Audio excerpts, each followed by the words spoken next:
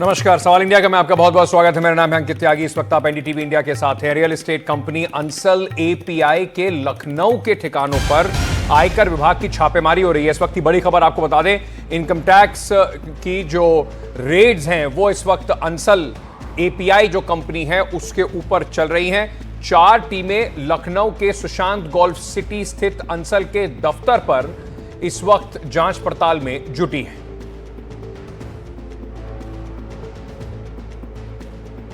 रणवीर हमारे सहयोगी इस वक्त हमारे साथ जुड़ रहे हैं। रणवीर, कुछ दिन पहले हमने ये खबर भी दिखाई थी किस तरीके से जो वहां पर अंसल टाउनशिप में लोगों ने घर भी लिया था, बड़े परेशान थे। अब उसके बाद अब ये आईटी डिपार्टमेंट का, इनकम टैक्स डिपार्टमेंट का छापा भी वहां पे पड़ रहा है। देखिए, बिल्कुल अंसल का जो यहाँ दफ्तर है सुशांत गोल्फ सिटी में, वहाँ पर इनकम टैक्स के अधिकारी पहुँचे हैं, दस्तावेज़ों को खंगाल रहे हैं, क्योंकि जो अंसल है वो तकनीकी तौर पर डिफ़ॉल्टर कंपनी है और इसी वजह से तमाम सारे विवाद शुरू हुए। विवाद क्या है, शॉर्ट में वो बता देता हूँ कि अंसल ने बहुत से लोगों से पैसे ले लिए ज़मीन देने के नाम पर। ज़मीन उनको अलॉट हुई नहीं। दावा ये हुआ कि जो ज़मीनें उन्होंने रजिस्ट्री नहीं कराई थी उसको बेचने के लिए उन्होंने अग्रीमेंट्स कर लिए और जो रजिस्टर कराने थे वो लोगों ने देने से इनकार कर दिया। यानी कि ज़मीनें थी ही नहीं, बावजूद उसकी ज़मीन दिखा करके अंसल ने लोगों से पैसे लिए और सालों से लोग इसको लेकर के जगह जगह शिकायतें कर रहे थे। और इन शिकायतों के बीच में अचानक जब इस बात की जानकारी हुई, मैं खुद गया था, एनडीटीवी ने सबसे पहले इस खबर को दिखाया था, लोगों की परेशानियां बताई थी। उसके बाद ये मामला सदन में उठा। मुख्यमंत्री ने साफ तौर पे कहा था कि अंसल जितने लोगों के साथ धोखाधड़ी कर रहा है वो बचेगा नहीं। और उसके बाद से एलडीए ने भी एफआईआर कराया और 100 से ज़्यादा ग्राहकों ने भी अंसल के खिलाफ एफआईआर कराया है। आरोप यह है कि पैसे की धोखाधड़ी हुई है। और इस बीच जब ये सारा विवाद शुरू हुआ उसके पहले ही अंसल पहुंच गया था एनसीएलटी यानी कि नेशनल कंपनी लॉ ट्रिब्यूनल, और वहां जाकर के उसने दावा ये किया कि उसके पास पैसे हैं ही नहीं, इसलिए वो बैंकों का जो कर्ज है वो लौटा नहीं सकता है। इसके बाद एक के बाद एक एफआईआर्स हो रहे थे और एलडीए जो है इसको लेकर के जांच भी कर रहा था। और अब इनकम टैक्स पहुंचा है दस्तावेजों को खंगालने को, क्योंकि अंसल पे एक बहुत बड़ा आरोप यह है कि अंसल कंपनी ने लोगों से पैसे लिए, बैंकों से पैसे लिए, लोगों से ज़मीन देने के नाम पर पैसे लिए और बैंकों से कंपनी चलाने के लिए जो लोन लिया। अब कंपनी पर यह आरोप है कि जितने पैसे लिए गए वो दूसरी कंपनीज में ट्रांसफ़र कर दिए गए और अब बैंकों को कहा जा रहा है कि उसकी भरपाई करने के लिए अंसल के पास पैसे नहीं हैं। और इसी वजह से जो इनकम टैक्स है वो दस्तावेज़ों की जांच करने के लिए अंसल एपीआई के दफ्तर में पहुंचा है। दस्तावेज़ खंगाले जा रहे हैं। अंसल ने एक बहुत बड़ा एडवर्टीजमेंट अखबारों में दिया था और ये दावा किया था कि वो लौट के आएंगे, इस परेशानी के दौर से उबर जाएंगे, इस तरह के दावे थे। लेकिन इस बीच में जो कानूनी अड़चन है वो ये कि एलडीए भी जांच कर रहा है, पुलिस भी जांच कर रही है और इनकम टैक्स भी जांच करने पहुंचा है। तो दस्तावेज खंगाले जाएंगे तो बहुत सी ऐसी जो बातें हैं, जो आरोप हैं, उन आरोपों की सच्चाई निकल करके सामने आएगी। इसलिए ये अंसल की जो परेशानी है उसमें एक कदम आगे जो परेशानी है वो बढ़ती जा रही है। और अब इनकम टैक्स के अधिकारी जब जाँच करेंगे तो दस्तावेजों से कुछ ना कुछ बड़ा निकल के ज़रूर आ सकता है। बहुत बहुत शुक्रिया रणवीर हमारे साथ जुड़ने के लिए। इस पूरी खबर पर आगे बढ़ते हैं और बात करते हैं पंजाब की, जहां पर पंजाब के जलंधर शहर में देर रात एक सनसनीखेज घटना सामने आई, जब बीजेपी के वरिष्ठ नेता और पूर्व मंत्री मनोरंजन कालिया के घर पर ग्रेनेड अटैक हुआ। मामले में पुलिस ने 2 आरोपियों को अब गिरफ्तार कर लिया है। एक आरोपी का नाम हेरी और दूसरे का नाम सतीश बताया जा रहा है। दोनों आरोपी जलंधर के रहने वाले। घटना करीब 1:30 बजे हुई, जब ये हमलावर ई रिक्शा में सवार होकर कालिया के घर पहुंचे, ग्रेनेड फेंककर वहां से फरार हो गए। धमाका घर के बरामदे में हुआ, जिससे दरवाजा टूट गया और पार्क में खड़ी एक गाड़ी को भी नुकसान पहुंचा है। इस घटना को लेकर इलाके में हड़कंप मच गया था। पंजाब पुलिस ने इसे लेकर अब बड़े दावे भी किए हैं। उन्होंने कहा है कि हमले के पीछे पाकिस्तान की खुफिया एजेंसी आईएसआई का हाथ है। मुकेश सिंह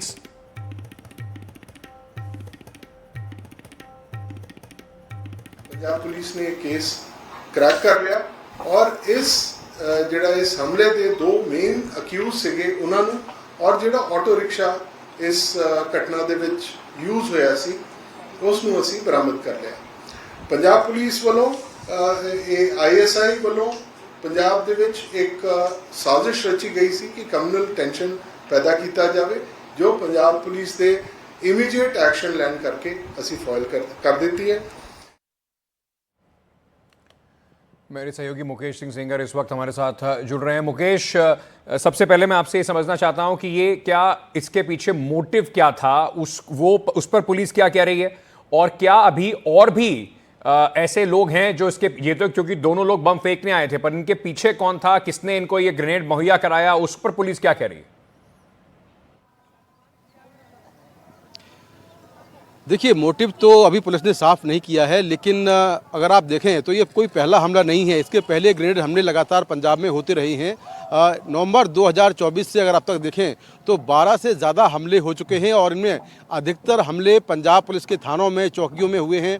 और जितने भी हमले होते हैं इस तरह के, उसके बाद सोशल मीडिया पर पोस्ट आता है और ये पोस्ट भेजने वाला है हैप्पी पासिया, जो कि बब्बर खालसा का काफ़ी खूंखार आतंकवादी है और इस समय देश से बाहर है। जो हमारी सुरक्षा एजेंसियां हैं उनके मुताबिक हैप्पी पासिया और जीवन फौजी, ये दोनों आतंकवादी लगातार पंजाब में इस तरह के हमलों को अंजाम दे रहे हैं और इनका मकसद जो है वो साफ तौर पर ये है कि पंजाब में दहशत का माहौल पैदा करना, ये दिखाना कि पंजाब पुलिस सुरक्षित नहीं है, तो ऐसे में आम आदमी क्या सुरक्षित होगा।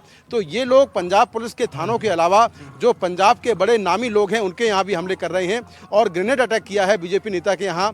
और सुरक्षा एजेंसियों के मुताबिक जो हैप्पी पासिया है वो आईएसआई के इशारे पर लगातार काम कर रहा है और आईएसआई के कहने पर ही पंजाब में लगातार इस तरह के ग्रेनेड अटैक कर रहा है। हैप्पी पासिया पर एनआईए ने 5 लाख रुपए का इनाम रखा हुआ है, उसकी लंबे समय से तलाश की जा रही है, लेकिन उसके बारे में यही जानकारी मिली है कि वो विदेश में बैठकर लगातार जो है बब्बर खालसा के लिए और पाकिस्तानी खुफिया एजेंसी आईएसआई के लिए काम कर रहा है। पंजाब में जिस तरह से ये हमले हो रहे हैं उसके बाद जो पंजाब के थाने हैं, चूँकि पंजाब एक सेंसिटिव स्टेट है, पाकिस्तान बॉर्डर के बिल्कुल पास में है, तो उसके बाद इन हमलों को देखते हुए कई थानों की जो बाउंड्री वॉल है उसको ऊंचा किया गया है, सीसीटीवी कैमरे वहां पर लगवाए गए हैं, जो पुलिस थाने हैं वहां पर जो बड़े बड़े जाल हैं वो लगवाए गए हैं, जिससे अगर कोई बम फेंके तो सीधा जो है थाने उसकी जद में ना आने पाएँ। तो ये सारे इंतजाम किए जा रहे हैं और निश्चित तौर पर ये जो सारे हमले हैं ये पंजाब में दहशत का माहौल पैदा करने के लिए किए जा रहे हैं। इस हमले के बाद सीधे जो हैप्पी पासिया है उसकी सोशल मीडिया पोस्ट पर एक पोस्ट आई जिसमें उसने इस हमले की जिम्मेदारी ली है और ये माना जा रहा है कि आईएसआई के इशारे पर वो काम कर रहा है। जिस जीशान अख्तर के बारे में उसने अपनी पोस्ट में लिखा है, वो जीशान अख्तर सिद्धू मूसेवाला हत्याकांड में शामिल था और अब वो लगातार हैप्पी पासिया के लिए और बब्बर खालसा के आतंकियों के लिए काम कर रहा है। लंबे समय से वो फरार है। जो हैप्पी पासिया है उसने अपने पोस्ट में जीशान अख्तर के अलावा शहजाद भट्टी का भी नाम लिखा है, ये भी बब्बर खालसा से जुड़ा हुआ एक आतंकवादी है। तो इस तरह से पंजाब में जो बब्बर खालसा के आतंकवादी हैं वो आईएसआई के इशारे पर लगातार पंजाब को टारगेट करने की कोशिश कर रहे हैं और ये कोशिश कर रहे हैं कि पंजाब में इन हमलों के जरिए दहशत का माहौल जो है वो क्रिएट किया जाए। जी, बहुत बहुत शुक्रिया मुकेश हमारे साथ इस पूरी खबर को लेकर जुड़ने के लिए। चलिए आगे बढ़ते हैं और बात करते हैं जयपुर की, जहां पर जयपुर बम ब्लास्ट से जुड़े जिंदा बम मामले में 4 आतंकवादियों को उम्र कैद की सजा सुनाई गई है। 13 मई 2008 को जयपुर में हुए 8 सीरियल बम धमाकों के बाद 9वां बम चांदपोल बाजार में मिला था। यह बम ब्लास्ट से 15 मिनट पहले डिफ्यूज कर लिया गया था, जिससे सैकड़ों लोगों की जान बच सकी थी। तो इस वक्त की बड़ी खबर आपको एक बार फिर से बताते हैं जो जयपुर से आ रही है। जयपुर बम ब्लास्ट से जुड़े हुए मामले में जिंदा बम का जो मामला था उसमें 4 आतंकवादियों को उम्र कैद की सजा सुनाई गई है। 13 मई 2008 को जयपुर में 8 सीरियल ब्लास्ट हुए थे, जिसमें से 9वें ब्लास्ट जो था, जो बम था, वो चांदपोल बाजार में मिला था। इस बम ब्लास्ट को 15 मिनट पहले डिफ्यूज कर लिया गया था, जिससे सैकड़ों लोगों की जान बच सकी थी। चलिए अब बात करते हैं संभल की, उत्तर प्रदेश में, जहां हिंसा के मामले में समाजवादी पार्टी के सांसद जियाउर रहमान बर्क से तकरीबन 3 घंटे एसआईटी ने पूछताछ की। अब से कुछ देर पहले सांसद बर्क नकासा थाने से बाहर निकले। इस मामले में उन्हें बयान के लिए समन भेजा गया था। एसएसपी श्रीचंद और सीओ कुलदीप सिंह ने उनसे पूछताछ की। आज कई अधिवक्ताओं के साथ सांसद सुबह 11:15 पर थाने में पहुंचे। पेशी के बाद सांसद ने कानून और संविधान में विश्वास जताते हुए जांच में पूरा सहयोग देने की बात कही। उन्होंने कहा कि मैं कानून और संविधान में विश्वास रखता हूं। तो माननीय उच्च न्यायालय का जो आदेश था कि जो जांच प्रक्रिया है उसमें सहयोग करने के लिए जो मुझे धारा बीएनएसएस के 35(3) के तहत नोटिस दिया गया था आज की तारीख में, तो मैं बस अपना यहाँ सहयोग के लिए उसमें आया था और इन्वेस्टिगेशन अभी पेंडिंग है। उन्होंने जो सवाल मुझसे किए हैं उसका मैंने उत्तर उनको दे दिया। जो इन्वेस्टिगेशन चल रही है एसआईटी के द्वारा इन्वेस्टिगेशन की जा रही है, उसी के क्रम में आज उनको बुलाया गया था और जो विवेचना के बिंदु हैं उन्हीं सभी बिंदुओं पर उनसे वो पूछताछ की गई और उनके बयान आज जो ऑफिशियली बयान दर्ज किए गए हैं। देखिए, वो हमारी इन्वेस्टिगेशन अभी चल रही है, हम अभी उसमें लगातार काम कर रहे हैं। अगर हमें लगता है कोई अन्य ऐसा बिंदु आता है जिसको पूछना जरूरी है तो हम पुनः पूछ सकते हैं। चलिए, जयपुर वाली खबर एक बार फिर से आपको बताते हैं। हमारे सहयोगी भी इस वक्त हमारे साथ जुड़ रहे हैं इस पर ज़्यादा जानकारी के साथ। जयपुर बम ब्लास्ट से जुड़े जिंदा बम मामले में 4 आतंकवादियों को उम्र कैद की सजा दी गई है। हमारे सहयोगी वीरेंद्र इस वक्त हमारे साथ जुड़े हुए हैं। वीरेंद्र, जरा विस्तार से बताइए कि क्या पूरा मामला था और अब जो आरोपी हैं, कौन कौन आरोपी हैं जिन्हें सजा मिली?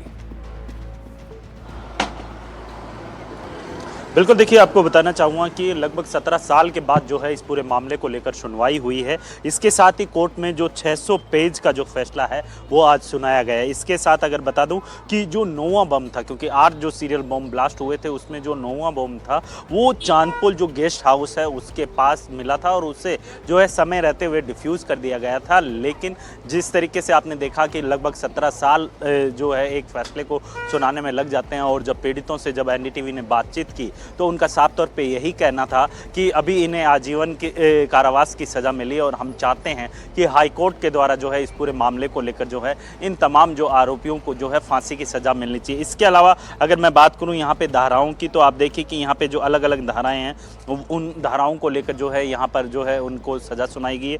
कोर्ट ने साफ तौर पर कहा कि सबसे बड़ा न्यायालय जो है वो हमारा मन होता है और क्या गलत है क्या सही, यानी अगर मान लीजिए अगर कोई भी अपराध हुआ है तभी सज़ा होती है।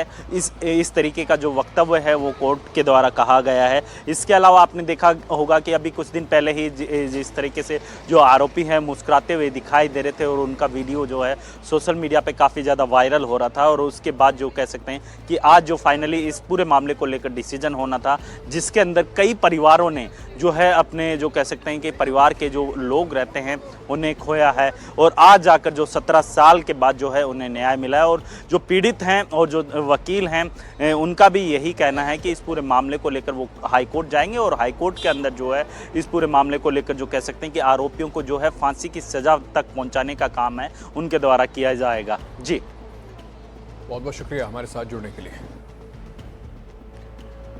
चलिए आगे बढ़ते हैं और बात करते हैं समाजवादी पार्टी के सांसद रामजी लाल सुमन की, जिन्होंने राणा सांगा पर दिए हुए बयान को लेकर करनी सेना से जुड़े लोगों ने उनके खिलाफ लखनऊ में प्रदर्शन किया। प्रदर्शन को देखते हुए मौके पर भारी पुलिस को तैनात किया गया था।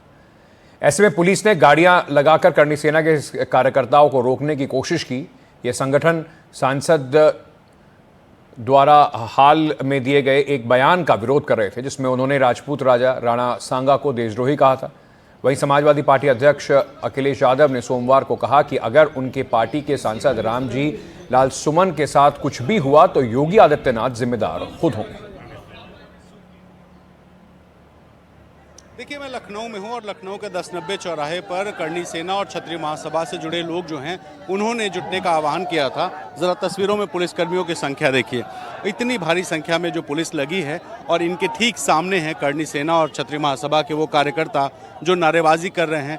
राणा सांगा के मामले पर इन्होंने अभी हमसे जब बात की तो इन्होंने कहा कि 11 तारीख का समय है रामजी लाल सुमन के पास, अगर 11 तारीख तक वो जाकर के राणा सांगा की प्रतिमा के सामने माफ़ी मांग लेते हैं तब तो ये प्रदर्शन खत्म हो जाएगा, नहीं तो 12 अप्रैल को आगरा में एक बड़ा प्रदर्शन होगा जिसमें करीब 2.5 लाख लोगों के इकट्ठे होने का दावा ये जो करनी सेना और क्षत्रिय महासभा के लोग हैं ये कर रहे हैं।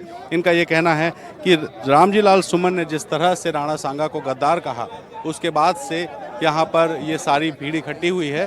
संजीव भाई खड़े हैं। संजीव भाई, आप भी इस प्रदर्शन में शामिल हैं? बिल्कुल, और क्षत्रिय समाज जो है वो राणा सांगा के विरोध में आज यहाँ पर राणा सांगा के लिए जो बोला गया है, रामजी लाल सुमन ने जो किया उनके विरोध में यहाँ पे आए और क्षत्रिय समाज ही नहीं और भी बहुत सारे समाज के लोग हैं जो सर्व समाज से लोग आए हैं और इसका विरोध कर रहे हैं और इस पर बिल्कुल रामजी लाल सुमन को भी ऊपर बिल्कुल कार्रवाई होनी चाहिए। अखिलेश यादव जी के ऊपर भी है, समझ लीजिए सपा के ऊपर भी एक प्रकार से ये हमला है और अखिलेश यादव को, ऐसे सांसदों को सदन से बाहर निकालना चाहिए, उनको बर्खास्त करना चाहिए। तमाम सारे जो लोग हैं पगड़ी बांधे खड़े हैं। भैया पगड़ी वगड़ी बांध क्या है, पूरा आज दिखाना है क्या कि आप हम क्षत्रिय हैं और क्षत्रिय एकता, और ये क्षत्रियों की बात नहीं है, ये हिंदुस्तान की बात है, ये हिंदुस्तान पे प्रहार है और सुमन जी को इसलिए माफी मांगनी ही पड़ेगी, मांगना ही चाहिए। और इस तरह का जो उन्होंने बयान दिया है ये बिल्कुल गलत है, इतिहास उन्होंने पढ़ा नहीं है। आप तस्वीरों में देखिए कि तमाम सारे जो लोग हैं वो पगड़ी बांध करके यहाँ पे धरना प्रदर्शन कर रहे हैं और सामने पुलिस खड़ी है। पुलिस ने साफ कहा है कि इनको यहाँ से आगे बढ़ने नहीं दिया जाएगा और इसी को लेकर के जो है ये सारी भीड़ यहाँ इकट्ठी है और ये भीड़ जो है ये फिलहाल आगे बढ़ने को तैयार है और पुलिस इनको रोकने को तैयार है। तो 1090 चौराहे का ये मामला है। 12 तारीख को आगरा में एक बड़ा प्रदर्शन करने का भी इन लोगों ने ऐलान किया है। जयपुर में 3 लोगों की मौत के बाद लोगों ने सड़क पर उतरकर प्रदर्शन किया। एक तेज रफ्तार कार ने कई लोगों को कुचल दिया था। पुलिस ने आरोपी को गिरफ्तार कर लिया है। गाड़ी चलाते वक्त नशे की हालत में आरोपी को पाया गया। इस मामले में मृतकों के आश्रितों को 50 लाख रुपए देने की घोषणा की गई है। संविदा पर नौकरी की भी बात कही गई है। 5 घायलों को एसएमएस अस्पताल में भर्ती कराया गया है।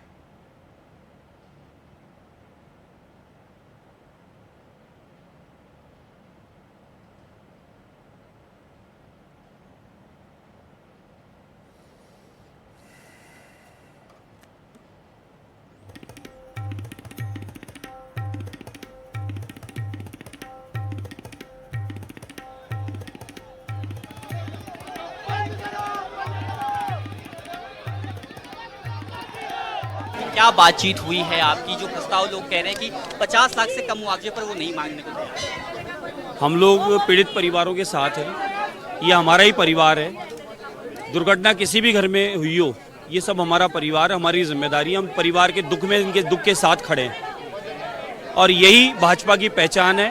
और ये आदरणीय मुख्यमंत्री भजनलाल का परिवार है जो यहाँ बैठा है।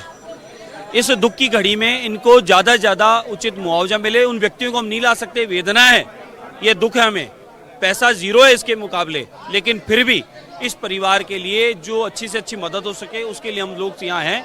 आपने इनको क्या प्रस्ताव दिया? अभी 10-12 लाख रुपए का सरकारी योजनाओं के द्वारा जो लाभ मिलना चाहिए वो तो मिलेगा, उसमें किंतु परंतु नहीं है। प्रधानमंत्री जी के द्वारा भी, मुख्यमंत्री जी के द्वारा भी, दुर्घटना का भी, और हम इनको अपने वकील करके, और एक क्लेम होता है बीमा के द्वारा, वो क्लेम भी करवाएंगे जिससे भी इनको मिलेगा पैसा। लेकिन और अच्छा इनको पैकेज मुआवजा मिले, इनको कुछ राहत और मिले, उसके लिए हम इन परिवार के साथ हैं। अधिकारी जो है, ऐसा है, अधिकारी जो ऑफिशियल डिस्कशन है वो ऑफिशियल डिस्कशन करके और तुरंत रिजल्ट आने वाला है। इस परिवार को जो अच्छे से अच्छा मिल सकता है उसके लिए परिवार यहाँ बैठा है।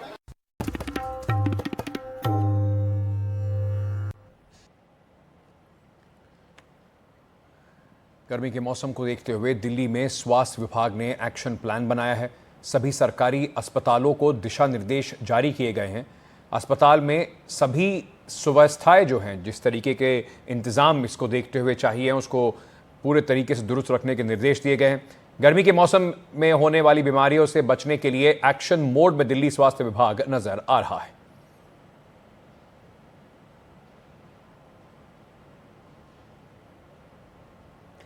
हमारे सहयोगी रवीश रंजन शुक्ल इस वक्त हमारे साथ जुड़ रहे हैं। रवीश, सरकार पूरी तरीके से गर्मी को देखते हुए, क्योंकि अभी से पारा कई जगह पर 40 डिग्री के ऊपर है, तो लोगों के लिए आने वाले दिनों में और भी ज़्यादा परेशानी बढ़ने वाली है।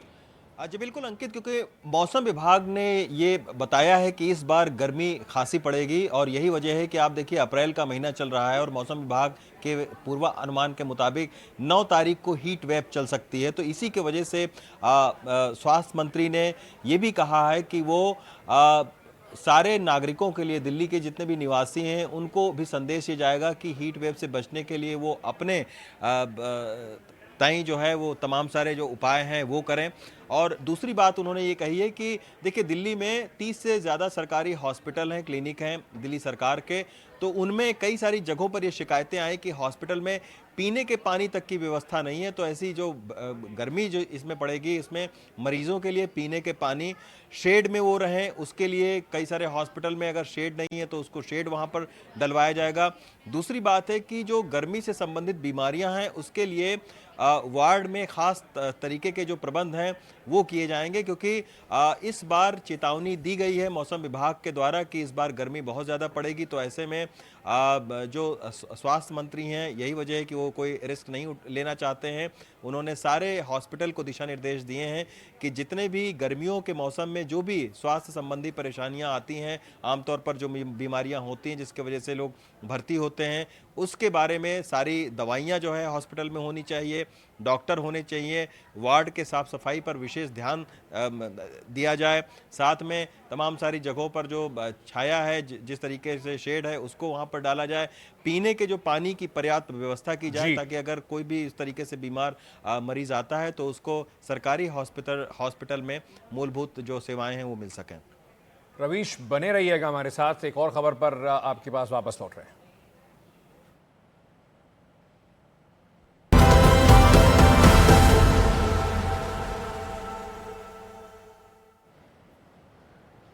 स्कूल खुलने के साथ ही फीस में बढ़ोतरी को लेकर पेरेंट्स जो हैं वो इस वक्त परेशान हैं, चिंता में हैं। नई सरकार के सामने भी कई सवाल खड़े हो रहे हैं। लोकल सर्कल्स के सर्वे के मुताबिक 44% पेरेंट्स ने बताया है कि उनके बच्चों की स्कूल की फीस पिछले 3 साल में 50% से 80% बढ़ गई है। सर्वे ने देश के 309 जिलों में 31,000 अभिभावकों से बातचीत की। सर्वे में कहा गया कि देश में प्राइवेट स्कूल्स की फीस इतनी ज्यादा हो गई है कि मिडिल क्लास और निम्न आय वर्ग के लोग काफी परेशान हैं। कई पेरेंट्स लोन लेकर या अपनी जरूरतें कम कर अपने बच्चों को पढ़ा रहे हैं। जरा आपको बताते हैं कि इस सर्वे में और क्या क्या बातें निकलकर सामने आई हैं। 309 जिलों में यह सर्वे कराया गया जिसमें 31,000 अभिभावकों की राय ली गई थी। 42% अभिभावक कहते हैं कि 3 साल में 50 से 80% तक उनके बच्चों की फीस बढ़ गई है। हर साल कई निजी स्कूल 10 से 15% फीस बढ़ा रहे हैं। नई फीस जोड़कर बताया जा रहा है, उसका बोझ जो है लोगों पर डाला जा रहा है। स्कूल की बिल्डिंग मेंटेनेंस के नाम पर फीस, स्कूलों की कमाई का एक नया जरिया जो है वो ऑनलाइन पढ़ाई बन गई है। डिजिटल लर्निंग ऐप एक्सेस करने के लिए टेक्नोलॉजी के नाम पर भी फीस को बढ़ाया जा रहा है। अब जिस तरीके से बेहिसाब स्कूलों की फीस बढ़ी है उस पर 3 साल में जो अभिभावक हैं उन्होंने कहा है, जो राय जो उनकी आई है उसमें कहा गया है कि तो उसमें 80% से ज़्यादा लोगों ने कहा कि 80% से ज़्यादा फीस बढ़ी है, ऐसा 8% लोगों ने कहा। 50 से 80% के बीच में 36% लोगों ने कहा। 30 से 50% फीस बढ़ी है, ऐसा 8% अभिभावकों ने कहा। 10 से 30%, 27% अभिभावकों का कहना था। कोई बदलाव नहीं आया, ऐसा कहने वाले सिर्फ 8% अभिभावक थे। और कोई प्रतिक्रिया जिन्होंने नहीं दी वो इस पूरे सर्वे में 13% पे खड़े हुए। अब स्कूल फीस पर अभिभावकों की सलाह क्या है? सख्त राष्ट्रीय नीति बनाए केंद्र सरकार, वो ऐसा चाहते हैं। निजी स्कूलों पर लगाम लगाए सरकार। ऐसी नीति बने जिससे गुणवत्तापूर्ण शिक्षा मिल सके। ऐसी नीति बने जिससे सबको सस्ती शिक्षा मिल सके। शिक्षा सबका अधिकार, ना कि मुनाफे का सौदा हो। यह भी इस पूरे मामले में निकलकर बात सामने आई। पढ़ाएंगे तो सरकार से पूछ के बढ़ाएंगे, बस आप लोगों को बता दिया गया कि भाई बढ़ रही है फीस। अब सरकार ने तो हमें कुछ नहीं बताया, बढ़ाई है तो दी है, तो बढ़ाई तो है ही, तो बढ़ा के दिया है। मैसेज आ गया है, मैसेज दे दिया इन्होंने अपनी तरफ से। जो उनकी वेबसाइट है ना वो डाउनलोड कर रखी है, भाई जो भी इंफॉर्मेशन होती है डाल देते हैं। लेकिन फीस की भी डाल दी इन्होंने, बड़ी भी फीस इतनी है जी, जमा करो 10 तारीख से पहले, जिसके लिए काफ़ी पेरेंट्स फाइट कर रहे हैं। डे बाय डे मीटिंग भी हो रही है और कंटिन्यूस इनसे बातचीत भी चल रही है। पिछले 2 साल में बढ़ी है, बहुत बड़ी है फीस। कितनी फीस बढ़ी होगी? अभी 10% बढ़ गया है। 73 जाती थी, अब 8 हो गई है। 7300 जाती थी, अब 8000 हो गई है। और नर्सरी क्लास का तो 11,000 है, 10,000 के समथिंग है। रवीश रंजन शुक्ल इस वक्त हमारे साथ जुड़े हुए हैं। रवीश, ये जो एक बड़ा मुद्दा है, इस पर पिछली आम आदमी पार्टी सरकार लगातार कहती रही कि 10 साल में हमने देखिए इस पर लगाम लगा के रखा था, और अब जैसे जैसे ये जो पेरेंट्स हैं वो अपनी चिंता जता रहे हैं, उसके वीडियो आम आदमी पार्टी ट्वीट करके कहती है कि बीजेपी आई और फीस बढ़ाई। इस पर सरकार का क्या कहना है, क्योंकि ये एक ऐसी चीज है जो खासे तौर पर कई अभिभावकों को इस वक्त चुभ रही है, उनके जो जेब है उस पर बोझ डाल रही है। देखिए अंकित, सुप्रीम कोर्ट ये बोल चुकी है कि शिक्षा के जरिए आप व्यापार नहीं कर सकते, यानी शिक्षा को आप फायदे का सौदा नहीं उस तरीके से कर सकते हैं। लेकिन उसके बावजूद आप देखिए कि सुप्रीम कोर्ट की गाइडलाइन की धड़ल्ले से धज्जियां उड़ती हैं, पूरे देश भर के जो प्राइवेट स्कूल हैं वो उड़ा रहे हैं। दूसरी बात यह है कि दिल्ली की अगर हम बात करें तो दिल्ली में 1677 प्राइवेट स्कूल हैं। अब जो वर्तमान जो नई सरकार आई है उसके शिक्षा मंत्री ये कह रहे हैं कि 1677 जो प्राइवेट स्कूल हैं इनको हर साल इनका ऑडिट होना चाहिए, बाकायदा ये सरकार को अपना हिसाब किताब इनको देना चाहिए। लेकिन खुद शिक्षा मंत्री ने ये कहा है कि बीते 10 सालों में 1677 प्राइवेट स्कूलों में से महज 70 प्राइवेट स्कूलों ने अपने जो खाते हैं उनका ऑडिट करवाया है। तो यानी बड़े पैमाने पर जो प्राइवेट स्कूल हैं उन्होंने कायदे कानून की धज्जियां उड़ाई।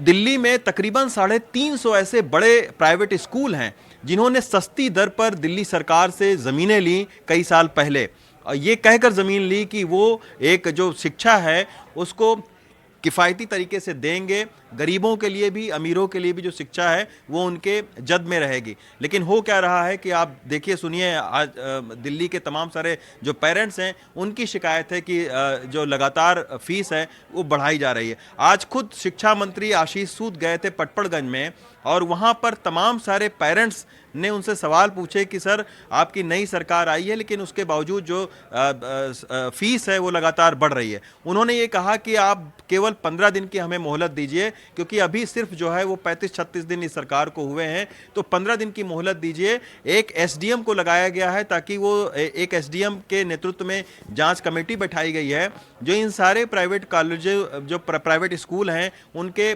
खातों की वो जाँच करेंगे, ये देखेंगे कि ऑडिट अगर नहीं हुआ है तो क्यों नहीं हुआ है, क्या इनका फीस बढ़ना चाहिए कि नहीं। वहीं निजी स्कूल का ये कहना है कि चूंकि उनके यहाँ जो फैकल्टी काम करती है उनको हर साल 10% जो है वो उनके जो तनख्वाह है वो बढ़ानी पड़ती है, तमाम सारे जो आधारभूत ढांचे हैं उनको ठीक करना पड़ता है, उसके वजह से वो चार्ज करते हैं। लेकिन सबसे बड़ी गलती क्या है, दिल्ली जैसे राज्य में आप देखिए कि ये सालों से शिकायत चल रही है लेकिन कोई भी सरकार उस तरीके की पॉलिसी नहीं बना पाई है जिन पॉलिसी को सख्ती के साथ में इन प्राइवेट स्कूलों पर लागू किया जाए। अब ये क्यों नहीं बना पाई है पॉलिसी, और लागू सख्ती से क्यों नहीं हो पा रही है? वो इसलिए नहीं हो पा रही है क्योंकि प्राइवेट स्कूल की एक बहुत मजबूत लॉबी है, इनका राजनीतिक गलियारों में एक मजबूत रसूख है, उसके वजह से ये हर जो नीतियां बनती हैं उसमें कहीं ना कहीं लूप होल खोज कर और ये लोग निकल जाते हैं, और अल्टीमेटली जो नुकसान है वो पेरेंट्स का होता है क्योंकि उनको ज्यादा फीस भरनी पड़ती है। बिल्कुल ठीक कह रहे हैं आप, और पेरेंट्स के लिए बड़ी परेशानी की बात है। सरकारें बदलती हैं लेकिन ये कम से कम समस्या ऐसी है जिसका एक मूलभूत पॉलिसी के तौर पर डिसीजन जो है अभी तक पेंडिंग है। बहुत बहुत शुक्रिया रवीश हमारे साथ जुड़ने के लिए। चलिए आगे बढ़ते हैं और बात करते हैं आंध्र प्रदेश के मुख्यमंत्री पवन कल्याण के काफिले को लेकर उठे विवाद की। अब एक नया वीडियो सामने आया है। इस वीडियो में ऐसा नहीं लग रहा कि सड़क पर जाम लगा हुआ है। दरअसल कुछ छात्रों ने आरोप लगाया था कि पवन कल्याण के काफिले की वजह से वो बुरी तरह ट्रैफिक जैम में फंस गए थे, जिससे वो जेईई की परीक्षा देने से चूक गए। ये घटना पवन कल्याण के विशाखापट्टनम दौरे में हुई। इस मामले में पुलिस ने बयान जारी करके कहा है कि छात्रों का रिपोर्टिंग टाइम 7 बजे का था, वो देर से निकलने की वजह से सेंटर तक नहीं पहुंच पाए। पुलिस की बयान के बाद खुद पवन कल्याण ने भी इस मामले की जांच के आदेश दिए हैं।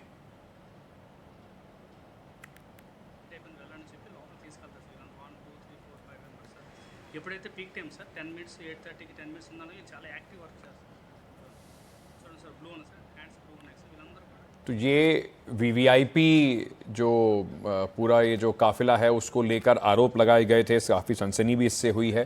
अब कम से कम पुलिस और पवन कल्याण दोनों इस बात से मना कर रहे हैं कि उनकी वजह से तो छात्र डिले नहीं हुए हैं। लेकिन अक्सर हम देखते हैं कि किस तरीके से बड़े बड़े काफिलों की वजह से लोगों को, आम जन को वीवीआईपी काफिलों की वजह से परेशानी का सामना करना पड़ता है। बात करते हैं महाराष्ट्र की, जहां पर औरंगजेब की कब्र का मुद्दा एक बार फिर से गर्मा रहा है। औरंगजेब की कब्रगाह का नाम बदलकर रतनपुर करने की मांग उठ रही है। इसको लेकर महाराष्ट्र के मंत्री संजय सिरसाट का बयान सामने आया है। जिस औरंगजेब ने पूरे इसका नाम बदल दिया, जो यहाँ हुकूमत करने के इरादे से आया था, बहुत सारे शहरों के नाम जहाँ जहाँ वो गया वहाँ सब नाम चेंज किए। धाराशिव पहले उस्मानाबाद था, संभाजीनगर पहले औरंगाबाद करा, दौलताबाद जो पहले देवगिरी था, रत्नपुर उसको खुलताबाद किया। ये जो बाद वाले वर्ड है ना उसके, वो उसकी निशानी हम मिटाना चाहते हैं। चलिए एक बार फिर से आपको बताते हैं कि पंजाब के जालंधर शहर में देर रात जो सनसनीखेज घटना सामने आई थी, जिसमें पूर्व मंत्री मनोरंजन कालिया के घर पर ग्रेनेड हमला हुआ था। इस हमले का सीसीटीवी फुटेज अब सामने आया है, जिसमें पूरा वाकया दिखाई पड़ रहा है। इस मामले में पुलिस ने 2 आरोपियों को गिरफ्तार किया है। एक आरोपी का नाम हैरी बताया जा रहा है और दूसरे आरोपी का नाम सतीश। दोनों आरोपी जालंधर के ही रहने वाले हैं। ये घटना जो है करीब 1:30 बजे के आसपास रात को हुई है। इन हमलावरों ने ई रिक्शा में सवार होकर कालिया के घर पर ग्रेनेड फेंका। धमाका कालिया के घर के बरामदे में हुआ, जिससे दरवाज़ा टूट गया और एक गाड़ी वहां पर खड़ी हुई थी उसको भी नुकसान पहुंचा है। इस घटना को लेकर इलाके में हड़कंप मचा हुआ है। पंजाब पुलिस ने इसे सॉल्व करने का दावा भी किया है और कहा है कि हमले के पीछे पाकिस्तानी खुफिया एजेंसी ISI का हाथ है।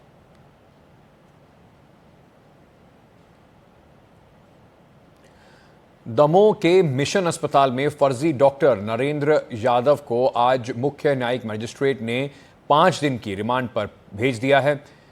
दमोह कोतवाली पुलिस ने उसे जिला न्यायालय में पेश किया, जहां बड़ी गहमागहमी के बीच वकीलों ने आरोपी के विरोध में नारेबाजी भी की और प्रदर्शन भी किया गया। डॉक्टर की तरफ से पुलिस रिमांड लिया गया, लेकिन मेरा ये कहना है कि जैसा हमारे कोर्ट साहब ने कहा कि ये गैर इरादतन अपराध तो है, लेकिन इसमें हत्या का भी अपराध है। एक्चुअली हत्या का अपराध ये होता है, धारा 302 जो पुरानी धारा है अब नई धारा में परिवर्तित हो गई है, तो 302 का तात्पर्य ये होता है कि जानते बूझते यदि किसी किसी को आपने हत्या कारित की है तो वो हत्या। अब चूंकि आप डॉक्टर हैं या नहीं, अभी तो ये प्रश्न उठ रहा है, और इसमें सबसे बड़ा प्रश्न ये भी उठ रहा है कि एक साथ 7 हत्याएं, मैं तो हत्या ही कहूँगा, चाहे भला वो किसी भी तरह से मौत हुई हो, इलाज के दौरान मौत हुई हो, चाहे कैसे भी हो, लेकिन वो हत्या ही है। अभी हम डॉक्टर की बयान करा रहे हैं। उसका जो उसने नाम बताया है उसमें कुछ फर्जीवाड़े की आशंका लग रही है। जो उसने डिग्रीज और अपने प्रपत्र पेश किए हैं वो भी प्राइमा फेसी नकली दिख रहे हैं। ऐसा लग रहा है कि वो मॉर्फ किए हुए हैं। उसके अलावा अभी उसकी हमने गिरफ्तारी करके उसको कोर्ट में पेश करवा रहे हैं और उसकी फिर हम रिमांड लेकर एक बार उससे और पूछताछ करेंगे कि उसने कहाँ से ये काम सीखा है, कहाँ कहाँ काम किया है, और कहीं पर कोई दुर्घटना इस प्रकार की हुई है तो वो उस संबंध में उसका बयान लिया जाए। चलिए आपको पूरा जो मामला है वो विस्तार से एक बार समझा दें। आखिर कौन है ये डॉक्टर, कैसे इसने इतने सारे लोगों की ज़िंदगी के साथ खिलवाड़ किया। डॉक्टर ने ECG वगैरह की और उन्होंने बताया कि कोई नए डॉक्टर आए हैं जॉन एन के, उनको बुलाते हैं। जब तक हम लोग 11:30 बजे में ऑपरेशन किया तो आधे घंटे के अंदर डेट हो गई थी, मगर वो घुमाते रहे। आधा घंटा बाद कर लगे दूसरा अटैक आ गया, सक्सेस नहीं हो। लोगों ने कुछ नहीं बताया, हम लोगों ने कहा कि भाई हमको देखना है और हम लोगों ने देखा वाला कुछ नहीं है मैं आप।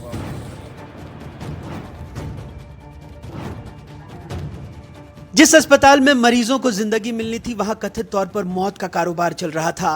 लंदन के नामी कार्डियोलॉजिस्ट डॉक्टर एंजोन केम के नाम पर ऑपरेशन किए गए, लेकिन असल में ऑपरेशन कर रहा था एक फर्जी डॉक्टर नरेंद्र यादव उर्फ नरेंद्र जॉन केम।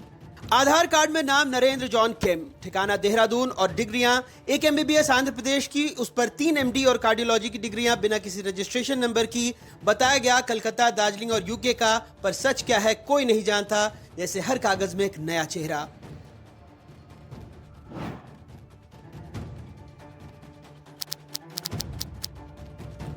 दमोह की रहीसा बेगम को 12 जनवरी को सीने में दर्द हुआ। पहले जिला अस्पताल फिर मिशन अस्पताल में परिजनों ने भर्ती कराया।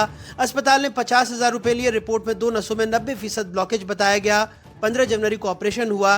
कुछ ही घंटों बाद उनकी मौत हो गई।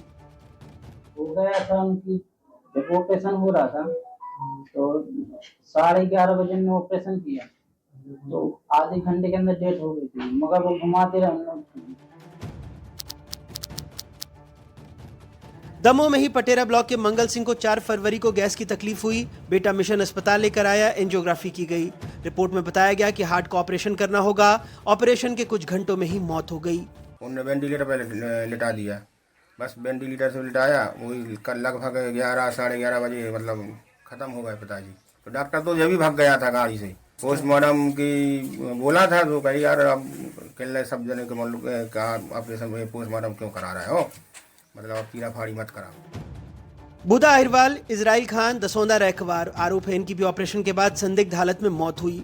संदेहास्पद डॉक्यूमेंट्स होने के कारण जो है इनके नरेंद्र, जॉन केम एवं अन्य व्यक्तियों के विरुद्ध हमने धोखाधड़ी, फर्जी कूट रचित दस्तावेज प्रस्तुत करने और मध्य प्रदेश आयुर्वेदिक अधिनियम का उल्लंघन करने के संबंध में जो है प्राथमिकी दर्ज की। मैंने इस बारे में निर्देश दिए हैं कि ऐसे और भी कहीं कोई हो तो हेल्थ डिपार्टमेंट उनके बारे में कठोर कार्रवाई करे। कुल मिलाकर इस कथित डॉक्टर ने सिर्फ इलाज नहीं किया, एक के बाद एक शरीरों पर प्रैक्टिस की, 15 दिल के मरीजों की सर्जरी की, जिनमें 7 की मौत हो गई। परिवार इलाज की फाइल मांगते रहे, लेकिन अस्पताल ने जवाब में दिया सिर्फ चुप्पी और लाशें। जिले में भी स्वास्थ्य महकमे को चलाने वालों को शिकायत मिली 20 फरवरी को, लेकिन नोटिस भेजा गया पूरे 40 दिन बाद। तब जाकर खुली परतें उस नकली डॉक्टर की जिस पर मौतों का साया मंडरा रहा था। अब अस्पताल वीरान है और डॉक्टरों की लिस्ट से उसका नाम ऐसे गायब जैसे कभी था ही नहीं। अस्पताल अब ठीकरा प्लेसमेंट एजेंसी पर फोड़ रहा है, कह रहा है आरोपी ने उनके यहाँ भी चोरी की है। वो हमारी पोर्टेबल इको मशीन ले गए जिसकी कीमत 5 से 7 लाख रुपए है। इसकी शिकायत हमने दमोह कोतवाली में की। वैसे ये पहला मामला नहीं है जब डॉक्टर नरेंद्र यादव विवादों में घिरा हो। साल 2006 में बिलासपुर। ब्रेकिंग न्यूज किस वक्त सामने आ रही है, सीधे आपको ले चलते हैं। दिल्ली के गोकुलपुर इलाके में युवक की हत्या हुई है। मारे गए युवक की पहचान हिमांशु के रूप में की गई है। मृतक की उम्र 19 साल बताई जा रही है। मृतक जब नाबालिग था तो उस पर कई आपराधिक मामले दर्ज किए गए थे। हमारे सहयोगी मुकेश सिंह सेंगर इस वक्त हमारे साथ जुड़ रहे हैं। मुकेश, क्या है पूरा मामला और क्या पुलिस कह रही है इस पूरे हत्याकांड पे?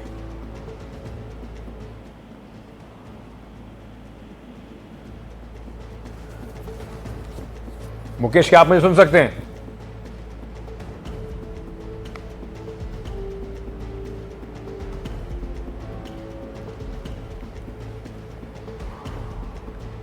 तो 3 लड़कों पर यह हत्या का आरोप है। 19 साल के हिमांशु की हत्या का मामला सामने आया है। इस लड़के के ऊपर खुद भी कई सारे आपराधिक मामले दर्ज हैं।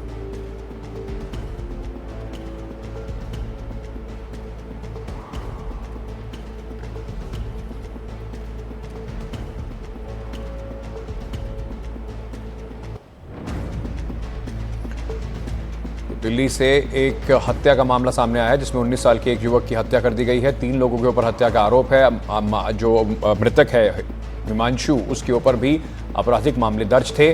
पुलिस मामले की जांच में जुटी है।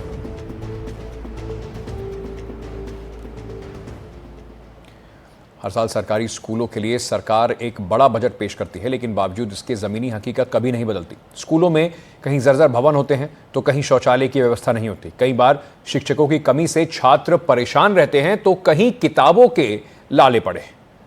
लेकिन हम आपको चित्तौड़गढ़ के एक स्कूल की हैरान करने देने वाली तस्वीर दिखाएंगे। यहाँ पर LED स्क्रीन पर पढ़ाई हो रही है। बच्चों के पीने के लिए RO का पानी उपलब्ध है। तकनीक और हरियाली का एक शानदार तालमेल यहां देखने को मिलता है। कई स्कूलों में अपने हिसाब से विकास का कार्य करवाती है, लेकिन आज हम आपको एक ऐसे स्कूल की हकीकत दिखाने जा रहे हैं जो ग्रामीणों और भामाशाहों की मदद से 8वीं तक की इस सरकारी स्कूल की फिजा ही बदल गई। ऐसा ही एक स्कूल है चित्तौड़गढ़ जिले में बड़ी सादड़ी उपखंड क्षेत्र का देवदा गाँव। यहाँ पर राजकीय उच्च प्राथमिक विद्यालय में स्कूली छात्रों को LED से अध्ययन करवाया जाता है। यही नहीं, स्कूल के बरामदे के पिलर समेत बरामदे में कई ज्ञानवर्धक संदेश लिखे हुए हैं और चित्र बनाए गए हैं।